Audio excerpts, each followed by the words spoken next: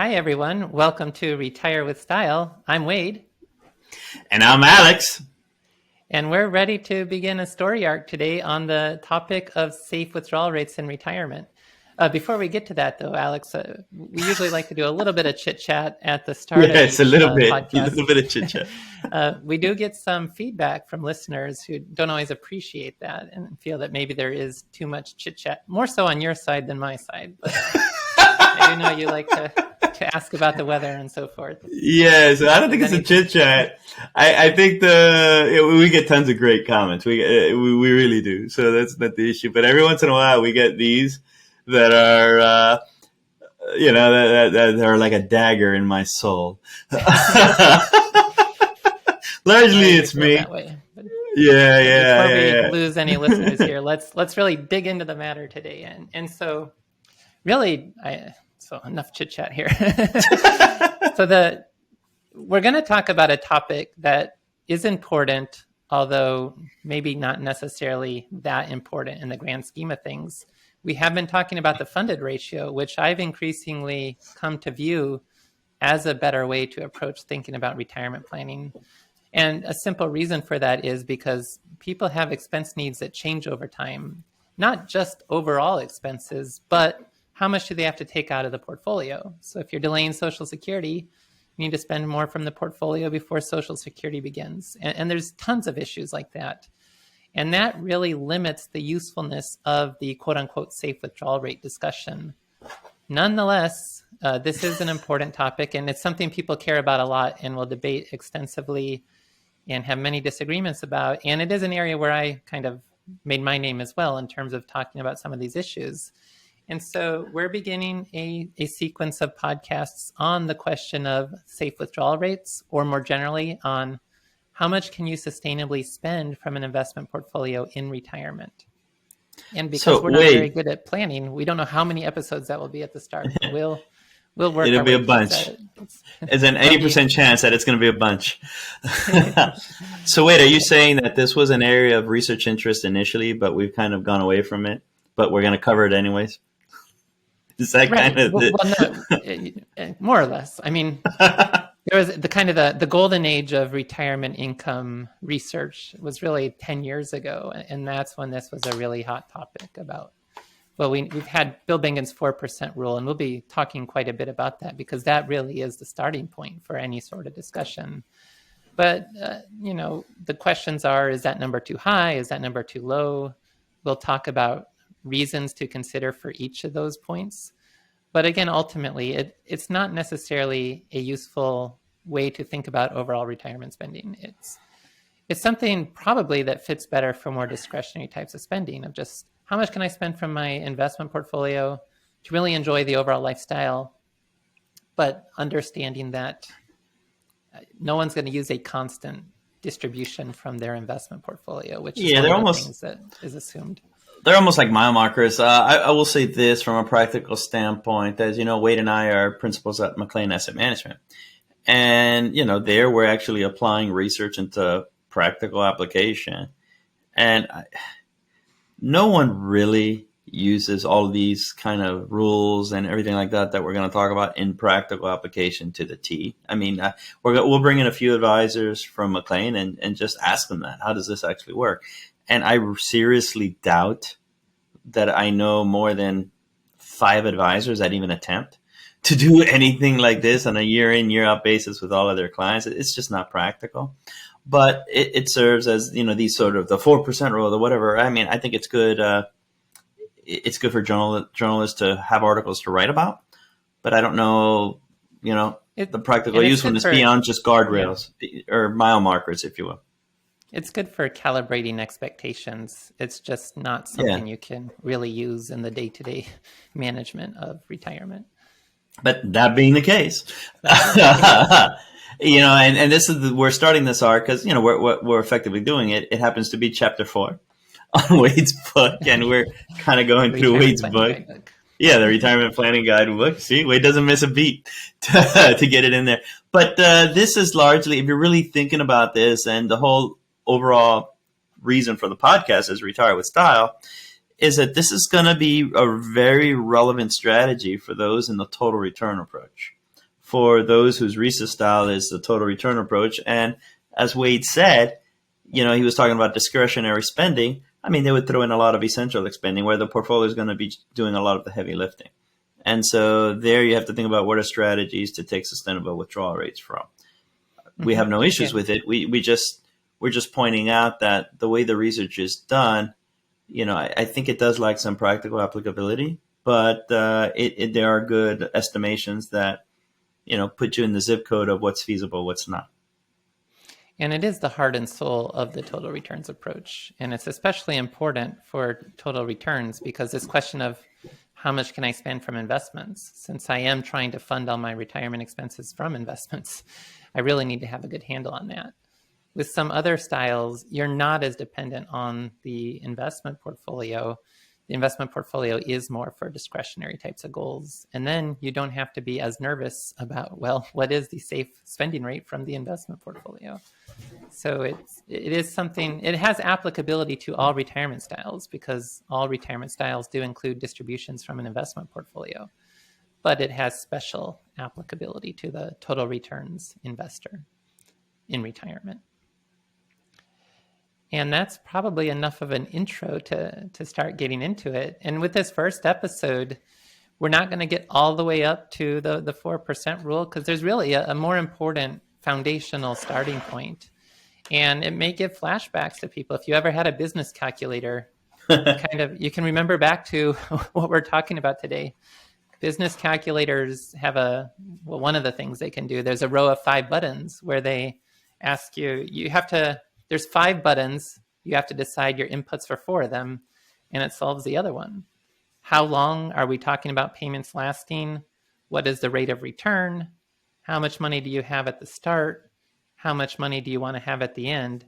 And then what is the spending, this amount that can manage those parameters of making sure the money lasts for as long as necessary to leave the goal balance at the end? And to make sure you have with that rate of return and so forth.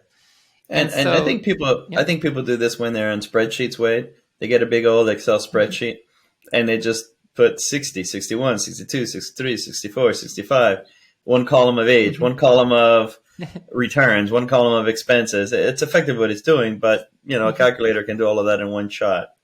One of those HPs. You can track out over time. And then also you could use, in particular, if you're an Excel fan, what we're really talking about today is the PMT function in Excel, which is going to calculate what's the sustainable payment given a return, given a time horizon, given your account balance at the start, given your intended account balance at the end.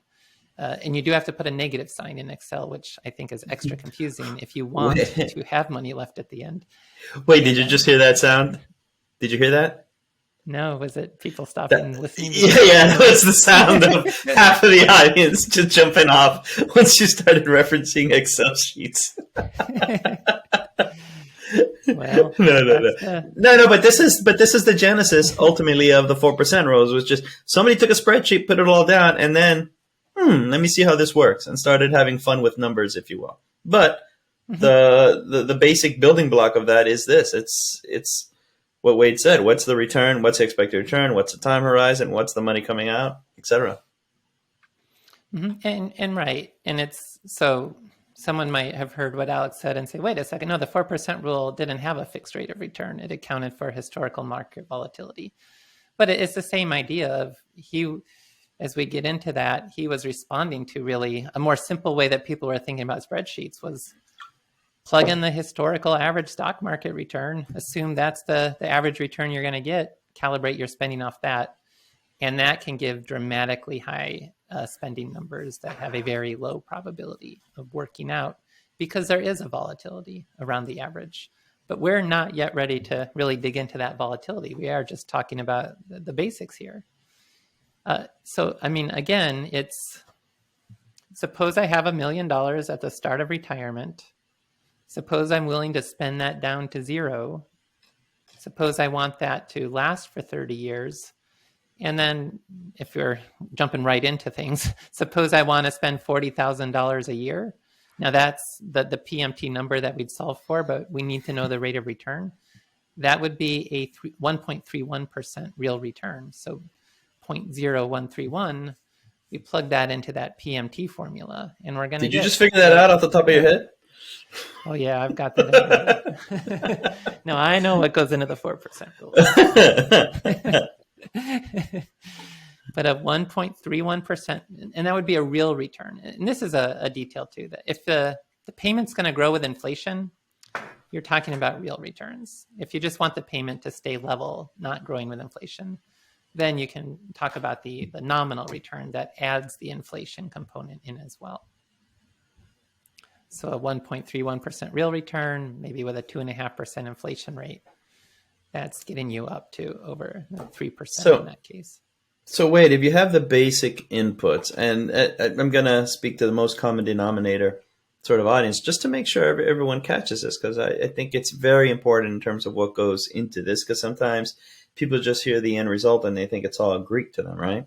But effectively, the inputs is what's the portfolio return for that year, that kind of thing. How many years are we talking about? The current portfolio value, the desired portfolio value, and when to take distributions. These are things that you can take into account when creating this. But I have a question intuitively so people can kind of get a sense of this, so they don't have to kind of do the math. And this goes back to how do these variables, individual variables, affect a spending rate? The first one would be obvious, right? If you have a higher return year after year, that means you're going to be able to support a higher spending rate. Mm-hmm.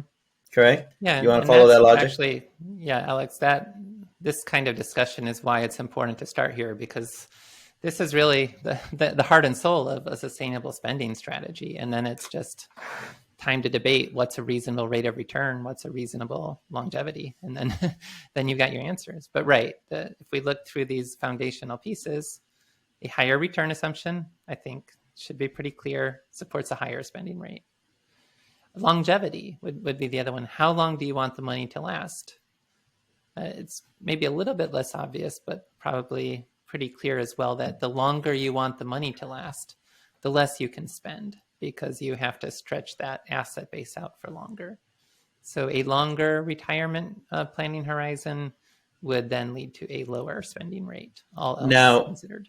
I'll say something here and tie it back to the RISA. This is why the RISA, that's why total return is in the probability-based kind of world, simply because you're comfortable with the probabilities that, the market will be able to maintain this longer time horizon, because, the market will continually go up over time.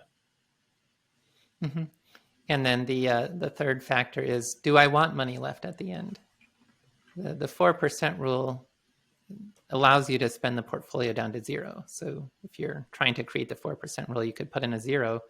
If you do want money at the end, I mentioned this very briefly. If anyone is listening and starts messing with Excel, this is a very confusing detail. If you want money left at the end, you have to put a negative sign. It's like you want to be able to take that out of the portfolio. If you don't put a negative sign, it means you're willing to kind of go in the hole, which is not intuitive at all. So you want money left at the end, and then naturally, the more money I want to have left over at the end, the less I'm going to be able to spend, because I have to preserve investments for the purposes of funding that endpoint goal. Okay. And the final factor in Excel, which isn't necessarily super important, but you would need it as an input, is do you want the money to come out at the beginning or end of each time period? And you put in a 1 to take the money out at the start, a 0 to take the money out at the end. Why is that important, Wade? What effects do you think that has if I take money out at the beginning versus taking money out? If I take money out in January, at the beginning of January every year versus December? Mm-hmm. Why would that bother? It leads to a minor difference in the outcomes, because if you have a positive rate of return, which hopefully we'll have, the longer you leave the money invested, the more you can rely on growth. And so taking out the money at the end of each time period instead of at the beginning of each time period would support a little bit higher spending rate. You let the money grow for a whole extra year before you take the distribution. So I'm listening in on this. I have another question. How much to leave behind? Let's say I don't necessarily need to leave anything behind for Wade Jr., but I do want to leave myself a cushion just in case. I don't feel comfortable taking this to zero or putting zero as my end. What should I do? Mm-hmm. Well, and that's where there's also some interactions between these variables in terms of if I put the planning horizon out long enough, maybe 110 years old or something, then I probably could put in a zero there. But maybe I'll think about that a little differently where, okay, what if I instead say, let's plan through age 90, but I don't want it to be down to zero at 90. Then I could say, okay, I'll have a shorter planning horizon, but then I still want to have $500,000 left at age 90, for instance. You're making the decision jointly based on both of those factors. How long should the money last and how much should there be at the end? And it's ultimately, I think that's the way to think about it. Like, okay, if I only plan to 90, there's still a pretty good chance I might live beyond 90. But if I plan it so that I have enough safety cushion still available, if that's what makes me comfortable, then that might be the kind of approach I would take. It really, there is flexibility for that. So these are the main variables that go into all these studies that deal with sustainable withdrawal rates? Yeah, that's the heart and soul of it. It's just we're going to add in volatility eventually because you don't get a fixed market return every year. But ultimately, once you add volatility, you start talking about a probability of success. Any probability of success can be mapped into a fixed rate of return assumption that corresponds with that probability of success. What does that mean? Just, what does that mean? And I know we mentioned it. Yeah, because we talked about it with funded ratio and all of that, but what does that mean here? What it would mean here is, so let's hold the time horizon steady. The more worried I am about outliving my money, the higher the probability of success I might target.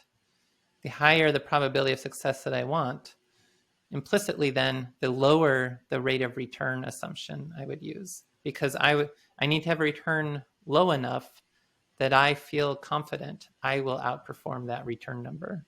Yeah, so what you're essentially saying is you're taking a conservative return assumption. You're assuming the market's not going to return 8, 9%. You're going to assume, if your plan makes it, assuming the market returns 3, 4% a year or whatever low number you want to come up with, that's more conservative, so that helps you. That increases the probability of success. Is that a correct statement? Yeah, because the lower the return, the easier it is to meet that return, and therefore the higher the probability of success. Okay, so effectively, if you have some sort of calculator that takes into account a portfolio return, the number of years of the investment, the current portfolio value, the desired future portfolio value, and when to take distributions at the beginning or the end of the year. You can even do a monthly, weekly, but I'm not gonna. That's a tougher calculation. You're pretty much you're pretty much in good shape. Is that in terms of knowing what you need to know? Okay, so that's effectively 5 variables. If those 5 variables are in line, you're good. Should somebody break this out on an Excel sheet, use the calculator, or I don't know, for folks listening in, I would imagine this is a kind of something they could get off of many consumer-oriented websites. I mean, this kind of 5 function or 5 inputs, 4 you solve for the other one. I'm sure there's a lot of free calculators that do that. I usually I think most people have Excel. It's the PMT function in Excel. Yeah. So there you go. It's a PMT function in Excel. So wanted to put that out there. For people listening, they can kind of kick it out. But this served as the main building block for these sort of studies. I mean, we're done talking about safe withdrawal rates. No, because there's 2. Hey, we're not. Those variables. 2 of those variables we don't know the answers to. If we knew what the rate of return would be for the retirement, and we knew exactly how long the retirement would last, then it is a very easy calculation, and we know exactly how much we could spend every year. The additional nuance that leads us to have a whole series of podcasts about this topic is we don't know what the rate of return will be on our investment assets, and we don't know how long we will live, and therefore we don't know how long the money needs to last. We need to think about both of those. Here's a quick question, Wayne, because I see portfolio return there. And it's going to come up. It's not relevant here. I know the answer, but I'd rather you kind of say it. Hey, Wade, what's the difference between annualized and annual? It's almost like I want to get rid of all these definitional potential questions that people may be having as they're listening. Do they put in an annualized rate of return, or do they put in an annual rate of return? And what does that even mean? Mm-hmm. Well, when there's no volatility, they are the same number. But yeah, I guess we could talk about that point. That becomes relevant with volatility. The kind of the simple average return you take up. If I want to know what was the average kind of stock return, I add up all the past stock returns per year, divide by the total number of years, and then I have an average. I believe that's what you meant by annual stock return. Yeah, it is. An arithmetic mean would be another name for it. Now, if I want to know a different, that would be, so that would answer the question of over 1 year, what's In the any most given likely year. stock return I would Yeah. experience? In any given year. This is important. I want to make sure that people get that. So your annual arithmetic mean will give you in any given year what is a a likely return as a measure of central tendency from the average. What is it? It's not talking about an investment experience over 3 years, over 5 years, which has volatility baked in. It's just in any given year, what's the best expectation that I can come up with. Mm-hmm. Annual is a good number for that. Sorry. And then annualized, or a compounded return, or a geometric mean, it has a bunch of different names. That would be answering a different question, which is over multiple years, at what rate would my investment account grow? And it does not grow at that arithmetic mean because of when there is volatility. If there is no volatility, they're the same number. But if there's volatility, you deal with this issue that there's not symmetry. A downturn followed by the same upturn does not get you back to where you started. And it might help to just give a really simple example of that. Suppose I have $100 and there's a 50% drop in the market. So I'm now down to $50. Now from $50, suppose the market gains of 50%. Am I back to where I started? No, the 50% of $50 is $25. So I'm up to $75. A 50% drop in the market would have to be followed by a 100% return in the market to get back to where I started. That lack of symmetry causes the growth rate for money to be less than that simple average return. And the more volatile the asset, the smaller that compounded return would be relative to the simple average return. This is important. There is a very popular radio host who Wait, this was my master plan about 10 minutes ago. I got you. Hey, go on. Yes. I'm not going to mention him by name, but he said anyone who's worried about what we're talking about with this is just an egghead. But he talks about the stock market having a 12% return.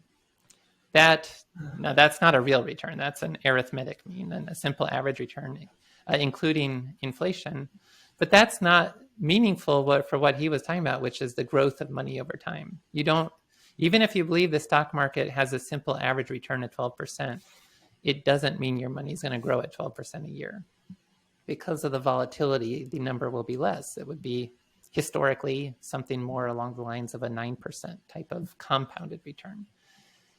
And if you're focused on the question of how will my money grow over time, you got to look at those compounded returns that account for that volatility and the lack of symmetry between downturns and upturns. Yes, as simply put it, you're looking at a retirement horizon. It's going to include many years. Annualized return is kind of what you're looking at. But for this calculation that we've been talking about, this doesn't include volatility, so maybe you would say it doesn't matter. But I want to hear it from you. What would you put in portfolio return? Would you put the annualized or the annual? Oh, if you're just using the payment calculator, whatever we're talking about right now, you definitely want to think about that as what's the compounded, the annualized return. Because when I made the statement, with volatility and a probability of success, you can reverse engineer a fixed rate of return that would correspond to that. Because that is based on a long-term calculation, it would be the annualized or compounded return that we're talking about as that fixed rate assumption. Okay, just So that's you another thing I think wanted about to get growth at rates. because people ask that all the time in terms of annualized or annual. You know, Hmm. that's it. You know, if anyone's going to ask you in any given year, what's the expected market annual? What's Yeah, it's like this the spreadsheet is removed. There's no volatility in this simple calculation we're talking about, but to therefore be equivalent, you've got to remove the volatility out, and then that's what's leading you to that annualized or compounded return. okay? And wait, I know I took us off a little bit, but I just wanted to bring that up because it's just a question we get a lot.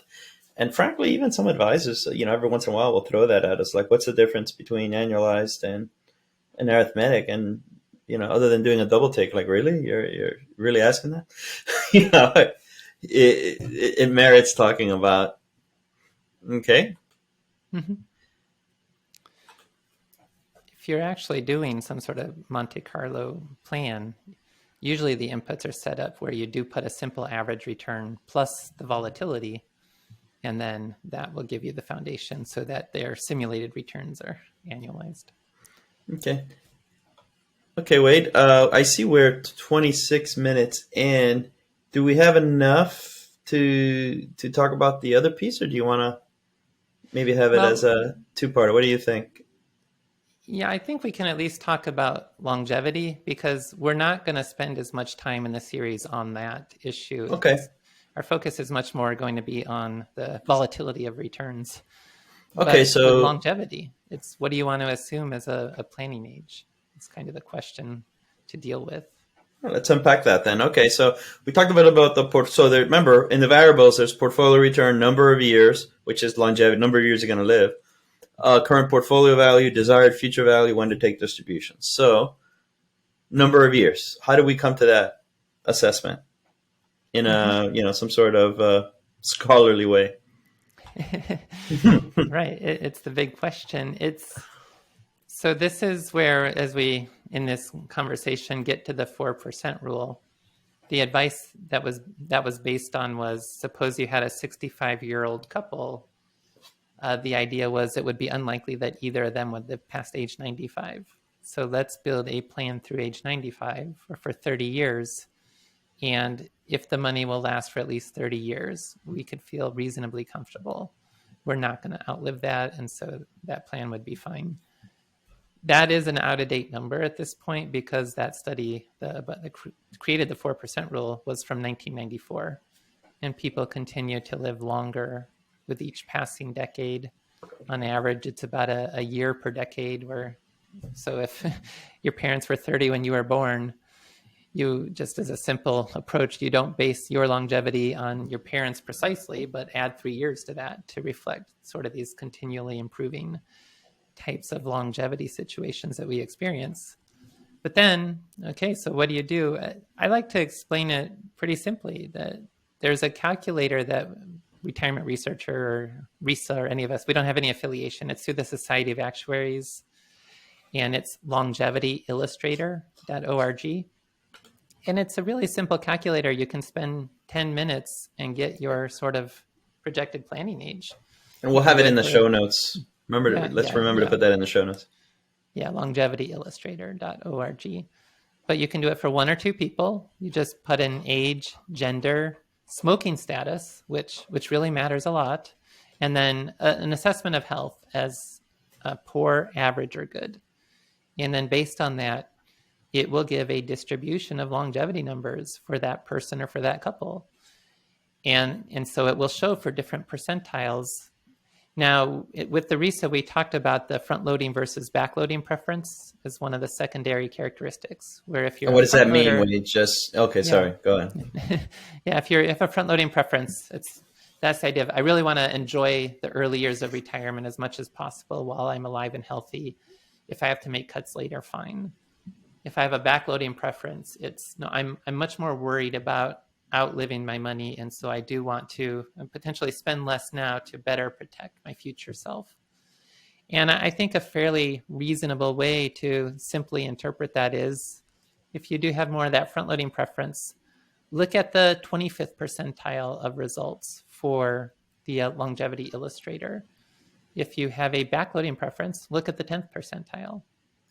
And to give a sense of what those numbers might be, I ran for a 65-year-old man, a 65-year-old woman, and that was their birth date, July 1st, 1957. What were these kinds of numbers looking like? So if we think about a non-smoker in average health, for men, the front-loading preference would be age 91. That's the 25th percentile. And then 96 for the 10th percentile. So 91, somewhere between 91 and 96, for instance, might be what you'd want to target.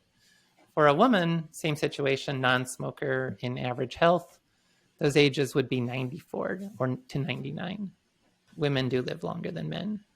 And then if you had a couple where they both are non-smokers in average health, and you wanted to make sure the plan would last as long as at least one of those individuals was still alive, you'd be looking at an age range between 96 and 100 to get that sort of planning age in place so that you can feel comfortable. If I have a plan that works that long, then I should be okay. And that's really the basic idea to think about longevity. You want to have a number there. And if you want to make that even simpler, 95 to 100 might be a reasonable as a planning age for a lot of the people listening to this podcast. What are some of the mistakes you think people make with regards to this? Do they go too young or they go too old? Not that it's a mistake, but what are some, like, I think this is improving. I think the mistakes that could happen in the past is people just think about life expectancy and maybe even life expectancy at birth, which then gets them into if around age 80 or lower to mid 80s, something like that. If you've lived to adulthood, the odds of continuing to survive, you didn't die when you were young, so your life expectancy at birth is no longer relevant.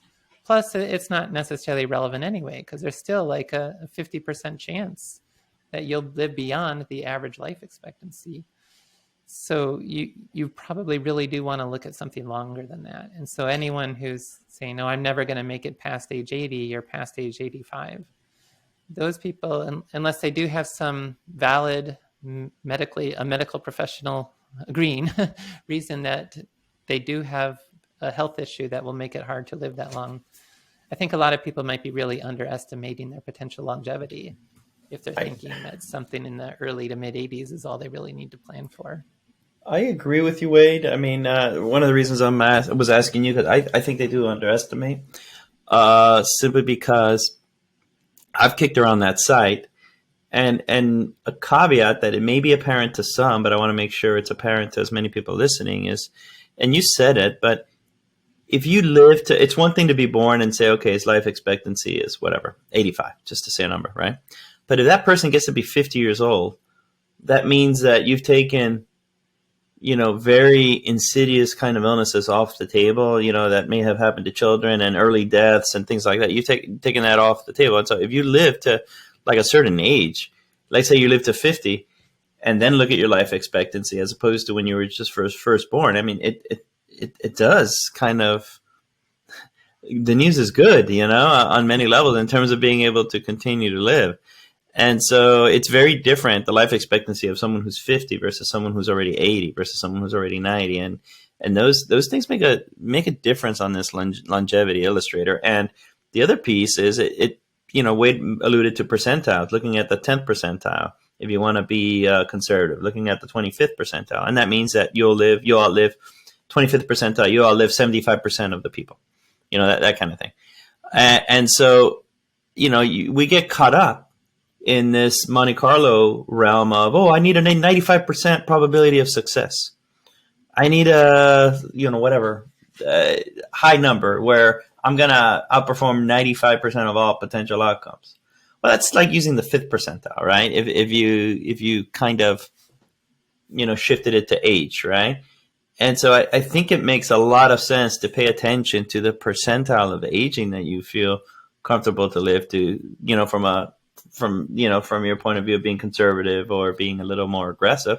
And I think that's where Wade's point about backloading and front loading could play into that.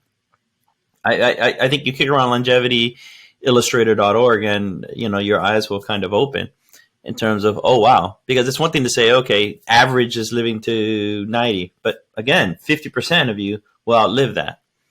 So that's a big number. And the last piece I would say is, wrap that into as well what we discussed in previous episodes about spending in retirement. Your spending in 90 will not be the same as your spending in 80, will not be the same as your spending in 70s, simply because, you can only do so much. Well, you're jumping ahead there, Alex. We will. Oh, sorry. This series of podcasts. So erase what you just heard. Well, no, that's a great preview. It's a little teaser for not the next episode, but as part of this series, that is one of the issues we'll look at. Right. But yeah, that's pretty much the discussion around longevity. Now, for the next series of episodes here, we're mostly going to focus on this, how this question of returns starts to impact things, and also all the different assumptions about retirement spending and what happens when you change those assumptions, how you can then adjust what you might view as a reasonable spending number. And it's going to go well beyond that. To be clear about that PMT calculator we've been talking about today, not only is that a fixed rate of return as well as a known longevity, but you're going to spend the same amount every year, or the same amount plus inflation every year. And that's not necessarily realistic either, especially if we're talking about the spending from the portfolio and you have other income sources as well that change over time. So that's kind of how we need to make this conversation more sophisticated. And that's what we'll do in subsequent episodes. So all right, we got enough for the episode number 1 here. I think so. All righty, everyone. Thank you for joining us on this journey through sustainable withdrawal rates. And we got one in the can, Wade. All right. We'll see you again next week. Okay. Bye.